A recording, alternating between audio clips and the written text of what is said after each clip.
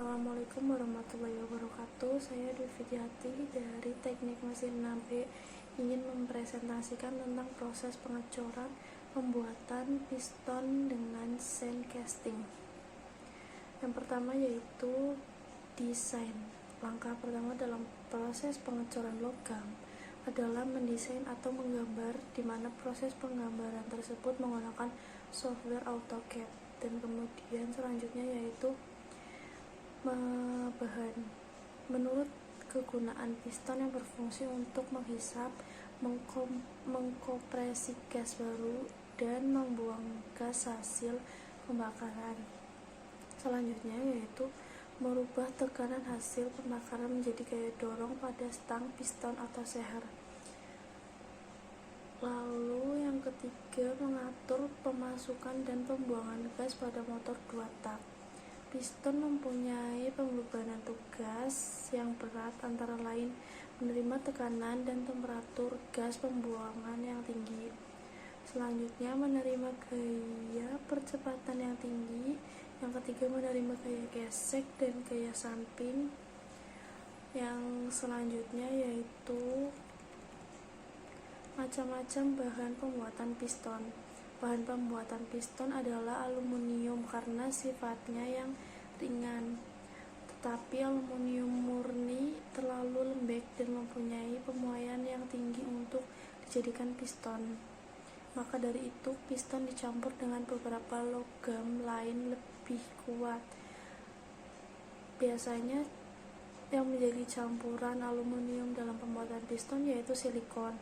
Semakin tinggi kadar silikon, maka makin kecil pemuaian akibat panas dan gesekan, tetapi semakin sulit dalam pembuatannya.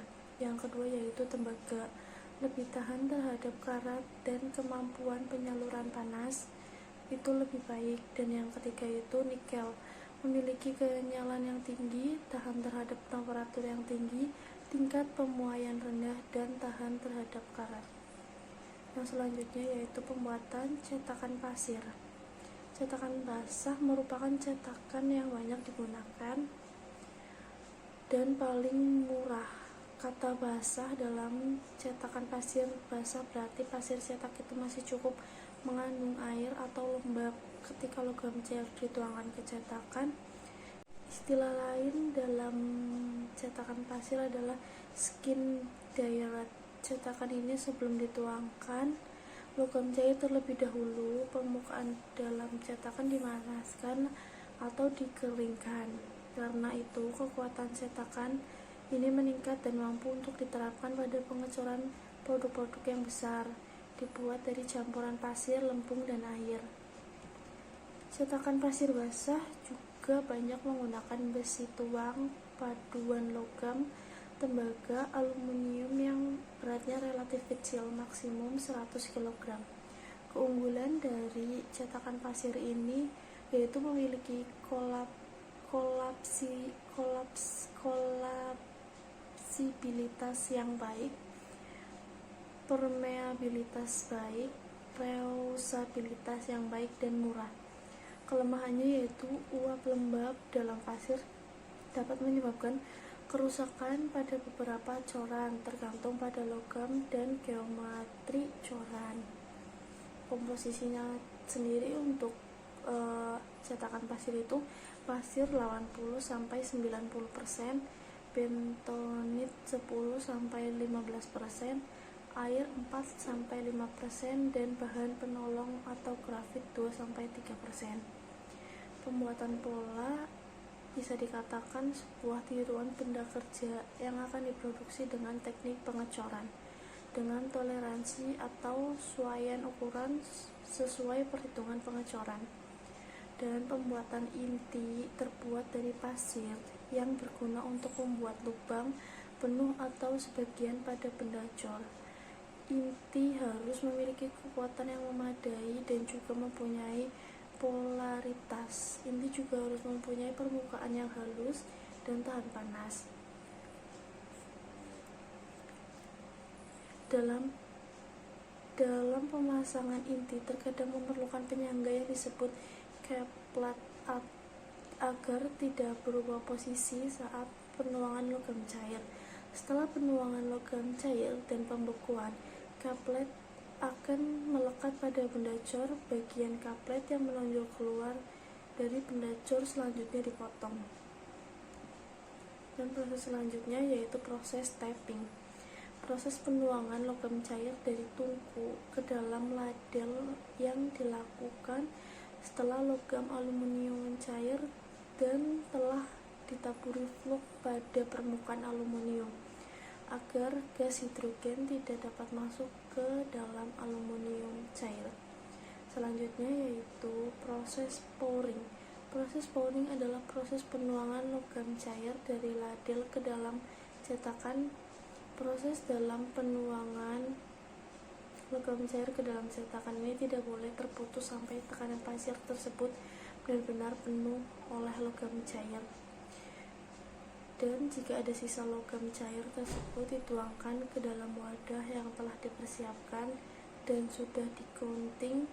Setelah selesai penuangan logam cair tersebut ditunggu sampai membeku kurang lebih 30 menit. Setelah itu selanjutnya yaitu pembongkaran cetakan. Setelah logam cair membeku dalam cetakan, baut penyambung antara kap dan drag dibuka. Kemudian kap dan drag kita pisahkan. Kap diangkat bersama coran dan menyingkirkan pasir dari kap. Drag dan coran dengan cara memukul pasir tersebut menggunakan palu. Setelah terpisah, coran kita angkat, kemudian cawan turun dan penambah dipisahkan dari coran dan akhirnya sirip-sirip dipangkas serta permukaan coran dibersihkan. Kemudian selanjutnya yaitu pemeriksaan atau quality control.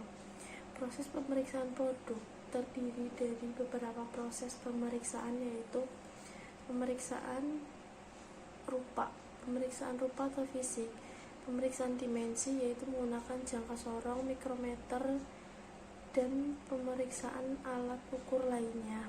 Yang kedua yaitu pemeriksaan cacat dalam, pemeriksaan dalam ketukan, penetrasi, pemeriksaan magnaflux, dan pemeriksaan supersonik. Kemudian selanjutnya pemeriksaan radiografi. Yang ketiga yaitu pemeriksaan material, pengujian kekerasan menggunakan metode Rockwell, Brinell, Vickers.